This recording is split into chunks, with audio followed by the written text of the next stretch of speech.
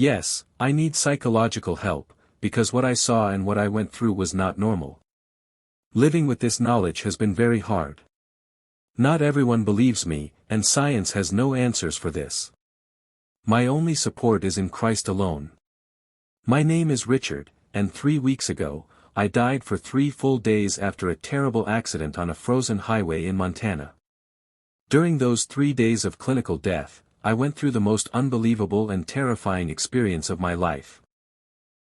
I came face to face with Jesus Christ, and he showed me 3 devastating events that will destroy North America in the coming years. The doctors still cannot explain how I am alive today. My family is struggling to understand what happened to me, and the visions I received were so intense and so real that I wake up every night soaked in sweat, reliving every single detail of what I saw. I did not choose this responsibility. I did not ask to carry this burden, but I cannot stay silent about what was shown to me.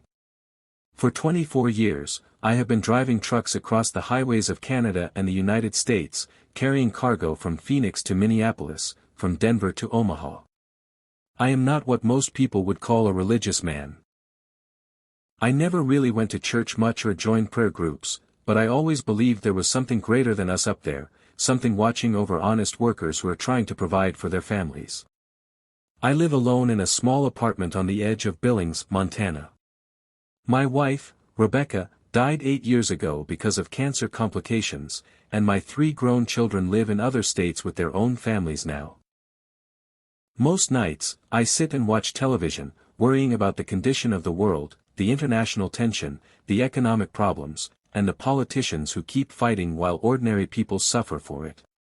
Sometimes, when I'm driving alone through the frozen emptiness of the Montana plains, I look at the faraway lights of small towns and think about how fragile our world really is, how everything we call normal and safe can fall apart much faster than we think. I transport essential supplies for work, so I understand better than most people how much we depend on complicated systems working perfectly. On Thursday, March 6, 2025, I started what should have been a normal trip, delivering medical equipment from Salt Lake City to a hospital in Fargo. It was an important load, oxygen concentrators and heart monitors that would help save lives. I had already been on the road for 14 straight days, making several deliveries along the way, sleeping in the truck just to save money and meet strict deadlines. The weather was brutal. A freezing Arctic front had come down from the north, bringing temperatures as low as -45 degrees and harsh winds strong enough to shake the truck cab even when I was parked. The weather forecast warned that an ice storm was coming, but I still had to deliver that cargo. Lives depended on those machines. It was my 14th night in a row sleeping inside the truck cab. My body was exhausted, and my mind was cloudy from not getting proper sleep and from the constant pressure of driving in dangerous weather. I should have stopped at a motel. I should have gotten real rest. But the deadlines were tight, and I could not let down the hospital that was waiting for those life-saving machines. On the morning of Friday, March 7th, I woke up before sunrise to keep going. The road was covered with a thin but deadly layer of black ice, almost impossible to see in the darkness before dawn. I was driving slowly and being very careful, but I knew that part of Interstate 90 well, between Montana and North Dakota. At 6:51 in the morning, while I was driving through a lonely stretch of highway about 70 miles from Dickinson, North Dakota, everything changed in seconds. A huge elk suddenly appeared in front of me, stepping out of the morning fog like a ghost. Without thinking, I jerked the steering wheel to the right to avoid hitting it. What happened next was a chain of events that changed my life forever. The truck hit the black ice and completely lost traction. I felt the weight of the trailer dragging the cab toward the left side of the road. I tried to correct the steering, but it was already too late. The whole rig started rolling, flipping several times before finally coming to a stop upside down in a deep ditch beside the highway. I barely remember the sound of metal bending, glass exploding, and then the final crash before everything went silent. After that, there was only darkness. Later, the paramedics told me they found me unconscious, trapped inside the crushed cab, with severe head injuries and multiple serious injuries all over my body. A driver passing by the highway about 50 minutes after the crash found me and called emergency services. It took the rescue team more than 2.5 hours to pull me out of the wreckage and stabilize me enough to transport me to the regional hospital in Dickinson. During all that time, my body was fighting between life and death. At the hospital, the doctors worked desperately to keep me alive. Dr. Patricia Drummond, the neurosurgeon in charge of my case, later told my family that I had suffered severe head trauma, internal bleeding, and multiple broken bones. My heart stopped for 27 minutes during emergency surgery. And even though they managed to restart my heart, my brain showed absolutely no activity. For 3 full days, I remained clinically dead. The machines kept my body running artificially, but every neurological test showed complete brain death. The doctors were honest with my family. There was no hope left. It was only a matter of time before the machines would be turned off. My children, Nathan, Olivia, and Daniel, were flying in from Oregon, Florida, and Washington to say goodbye to me and make the painful decision to stop life support. The doctors were waiting for them to arrive so they could officially declare me dead and begin the final procedures. But during those 3 days of clinical death, I was not simply gone. I was living through the most extraordinary and life-changing experience of my entire life. The moment my heart stopped during surgery, I felt like I was being pulled out of my body. I felt no pain. I felt no fear. In fact, I felt a freedom and lightness I had never felt before. It was as if I had been carrying an invisible weight my whole life, and suddenly that burden was completely gone. I floated above the operating table, watching the doctors fight desperately over my lifeless body. I could see every detail with impossible clarity. The stress on the medical team's faces, the blood on their gloves, the monitors showing flat lines where there should have been signs of life. But I felt completely calm, wrapped in a peace that went beyond anything human words can explain. Then I began moving away from that scene, as if something was gently guiding me away from the chaos and pain of the physical world. A warm golden light started growing around me. It was not a light that hurt your eyes, but a light that warmed your soul. It felt like pure love, complete acceptance, and a peace deeper than anything I had ever known. The closer I got to that light, the stronger it became, but strangely, it also felt even more comforting and welcoming. And then, stepping out from that holy light, I saw him. Jesus Christ stood before me, and no painting, no statue, no image I had ever seen could come close to the majesty and love that came from his presence. He was tall and strong, with dark brown hair and skin touched by the sun. His hands carried the scars of the crucifixion, but they did not look like wounds that made you feel sorry for him. They looked like marks of a love so deep that he willingly suffered beyond words for humanity. But it was his eyes that completely captured me, eyes filled with all the wisdom of the universe, all the compassion that has ever existed, all the love that has ever been shown. When he looked at me, I felt like he knew every moment of my life, every mistake I had made, every missed chance, every time I failed to love the way I should have. He knew about all the lonely nights after Rebecca died, all the times I wondered if my life even had a real purpose, and even though he knew all my failures and weaknesses, his eyes showed nothing but unconditional love. "Richard," he said, and his voice moved through my whole being like warm honey pouring into my soul. "My faithful servant, you have served my children well all these years." I tried to answer him, but all that came out were tears of pure gratitude and relief. They were not tears of sadness, but tears from a joy so deep that I could not hold it inside. He reached out and touched my shoulder, and waves of pure love rushed through me, a love greater than anything I had ever felt, even deeper than the love Rebecca and I shared in our 22 years of marriage. It felt like being wrapped in liquid light, in love at its purest and strongest form. "For 24 years, you have kept the roads safe and the supplies moving for my people," he said gently. "You never saw it as ministry, but that is exactly what it was. Every load you delivered, every mile you drove safely, every time you helped a stranded driver on the highway, you were serving your neighbor in my name. I had never thought about my job that way before. To me, driving trucks was just my work, my way of making a living and providing for my family. But hearing him explain it like that made me realize that maybe there really was something holy in all that honest work, in keeping supply chains moving so families could have what they needed. But I need to show you something very important, Richard, Jesus said, and his face became more serious. Extraordinary events are coming very soon that will test the faith of my people like never before. You need to see clearly what is coming so you can prepare my people with clear and exact instructions. Suddenly, we were no longer standing in that bright light. We were standing on what looked like an incredibly high mountain, looking down over the entire North American continent spread out below us like a giant map.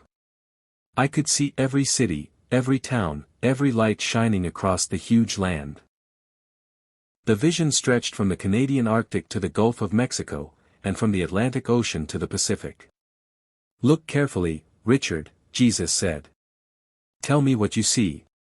At first, everything looked normal, lights shining everywhere, the steady pulse of modern life. But then I started noticing strange things, dark clouds forming above the major cities. These were not normal storm clouds. They were different, something deeply wrong, something dangerous. Lord, what am I seeing? I asked, feeling a cold fear in my soul. The first of 3 great darkness events that will come upon this nation, he replied. Each one will last exactly 3 days and 3 nights. Each one will test whether my people trust in me or trust only in their own power and technology.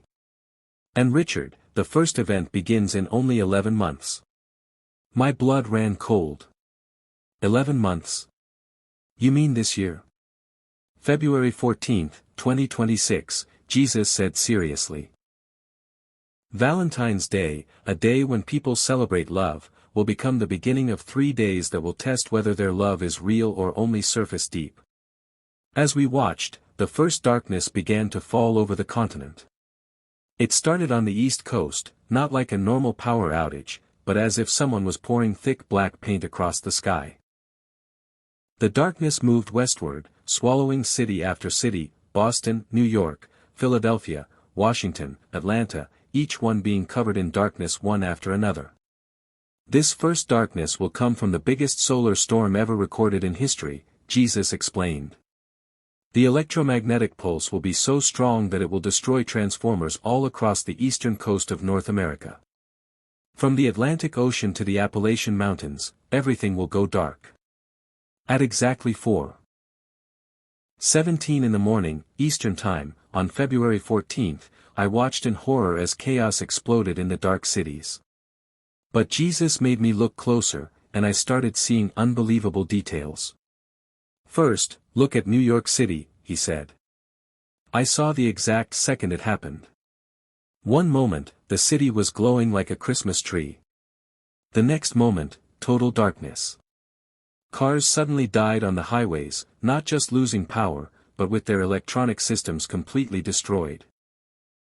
Modern cars with computerized systems instantly became useless. Traffic lights shut off. Cell phones stopped working. The modern world simply stopped existing in a matter of seconds. But Jesus showed me something that hurt even more to see. Within 7 hours of the blackout, I saw people starting to die, not from violence at first, but because life support systems suddenly failed. Hospitals were trying to manually help patients breathe. Dialysis centers had no working machines. Diabetics were losing medication because refrigerators had stopped working. I saw elderly people in nursing homes where backup generators failed after only a few hours. I saw premature babies in neonatal units where the machines stopped working. With every passing hour, the death toll kept rising, not because of evil people, but because our society had become completely dependent on electricity to keep people alive. But even in the middle of that terrible scene, Jesus showed me something amazing happening. Some communities were not just surviving, they were actually doing well during the crisis. Look at this church in Richmond, he said, pointing my attention to a small building where hundreds of people were gathering. This church listened to my warnings and prepared the right way. I saw how this church had stored supplies for months before the event, not only for themselves, but for the whole community around them. They had organized teams to check on the elderly, bring supplies to families with small children, and give basic medical help when hospitals could no longer function. How do they have supplies when everything is shut down? I asked. Because they heard and obeyed the warnings I sent through faithful servants, Jesus replied. 1 week before the first blackout, on February 7, 2026, there will be huge displays of the northern lights visible as far south as Georgia. That will be the warning sign. When people see green lights dancing in the sky over places like Charleston and Nashville, they will have 7 days to make their final preparations. But what kind of preparations? I asked. Tell them this exactly, Jesus said, and his voice became very serious. When they see the aurora warning on February 7th, they must do these things immediately: fill every container with water, store at least 4 months of non-perishable food, have basic medical supplies ready, and form community groups with trusted neighbors. Most importantly, people must be spiritually ready and connected to me. Jesus then showed me the second and third days of the first darkness in terrifying detail. On the second day, violence will begin, he said. In the cities, people will become desperate. They will realize this is not a normal blackout that will be fixed in a few hours. Stores will be looted. People will fight over the last remaining supplies. I saw scenes in downtown Baltimore that looked like a war zone. I saw gangs moving through the streets, smashing windows and stealing everything they could carry. But it was not just pure evil, it was desperation. Families with small children had no food. Elderly people needed medicine. Parents were willing to do anything to keep their children alive. The third day will be the worst, Jesus continued. Social order will begin to completely break down. People will realize the government cannot help them. Communication systems will be dead. No one will know when or if the power is coming back. Fear and panic will take over millions of people. But this is the difference between my prepared people and those who trust only in themselves, Jesus explained. My people will open their doors to anyone in need. That is the difference between my church and survivalist groups. My people prepare to serve, not just to survive. The first darkness will last exactly 3 days, but the recovery will be slow and difficult. It will take more than 7 months to restore power in some areas, Jesus said. Many of the large transformers will be permanently destroyed and will need to be replaced. The death toll will rise above 3 million people. Then Jesus showed me something even more disturbing. The second darkness event will come on October 9, 2026, exactly 8 months after the first one.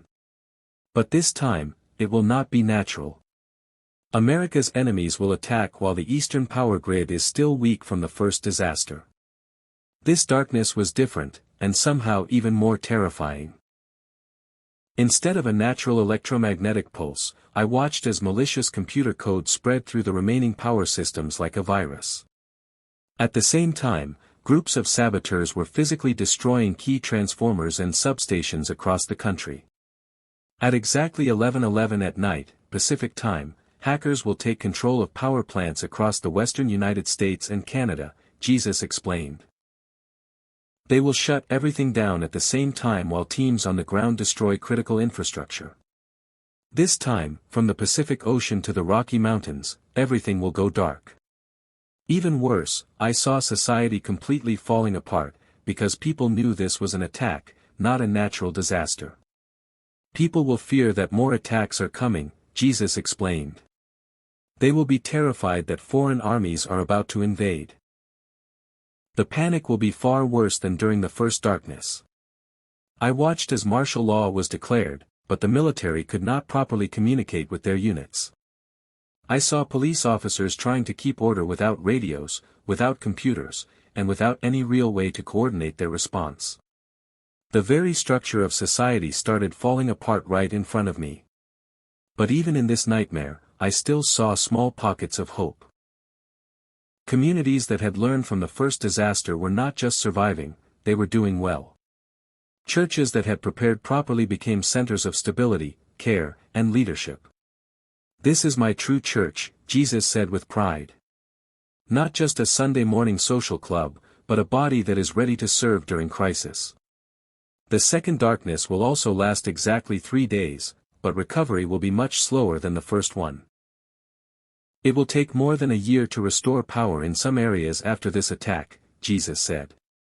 The physical damage will be so severe that whole regions will have to rebuild their electrical systems from the ground up. The death toll will rise above 9 million people. But then Jesus showed me the third and final event, and this one made everything else seem small in comparison. The third darkness will come on May 3, 2027. This time, the entire continental United States will go dark all at once. It will be a combination of the greatest solar storm in human history happening at the exact same time as the most coordinated terrorist attack ever attempted. I watched as natural forces and human evil came together in a perfect storm of destruction. The solar event was 4 times stronger than the first one, while coordinated attacks hit every major city in America at the same time. I saw scenes that looked like the end of the world. In northern cities during May, people suffered without power for cooling systems. In the south, people died from dehydration because water pumps were no longer working. Hospitals turned into morgues. Pharmacies were being stormed by desperate people searching for insulin, heart medicine, and other life-saving drugs. But even in this darkest vision, I still saw something incredible.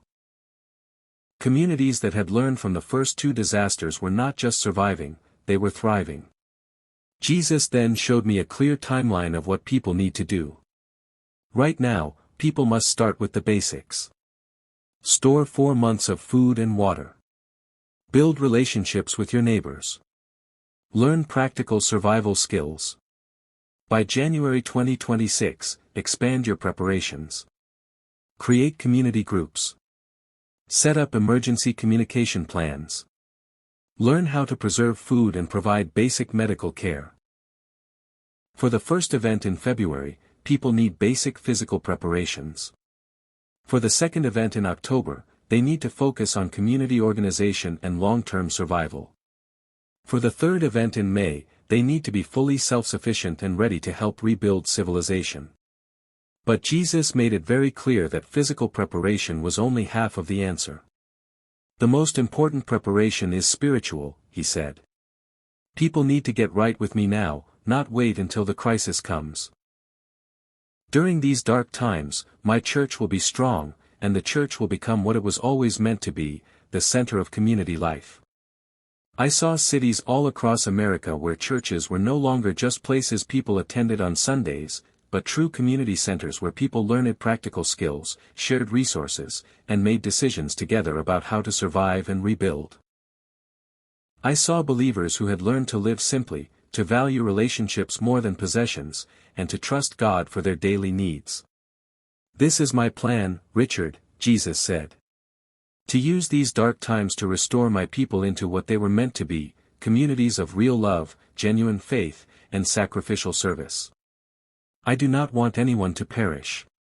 That is why I am giving these warnings now, while there is still time to prepare.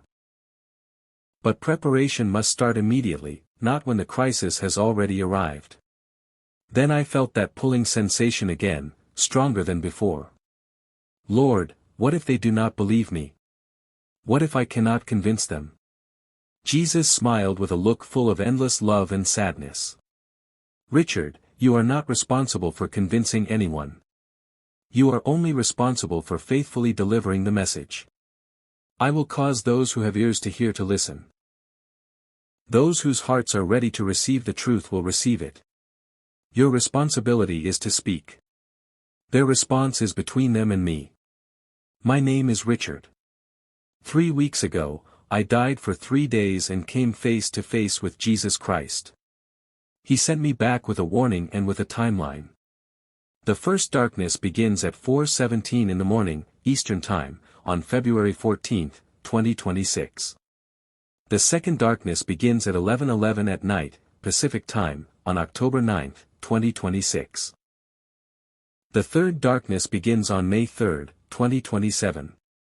Between now and then, you have a window of time to prepare both physically and spiritually.